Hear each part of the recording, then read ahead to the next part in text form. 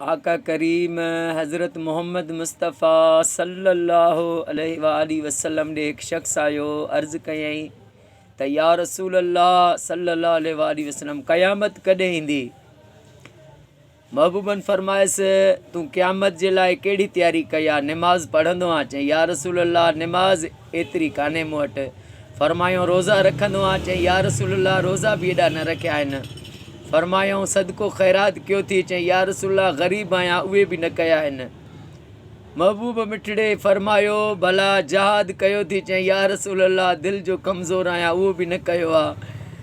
हुसैन जे नाना फरमायो भला पोइ छा कंदो आहे? निमाज़ूं बि तुंहिंजूं एतिरियूं न आहिनि, रोज़ा बि न आहिनि, सदको ख़ैरात बि न आहे, बाक़ी छा कंदो आहे? चई या रसूल अल्लाह तव्हां सां मोहबत कंदो आहे।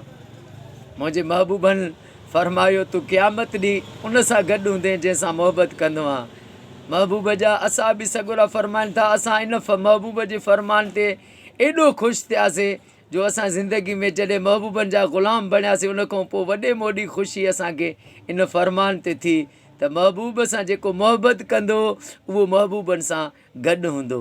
लब्बैक या रसूल अल्लाह, अल्लाहुम्मा सल्लि अला मुहम्मद व आले मुहम्मद।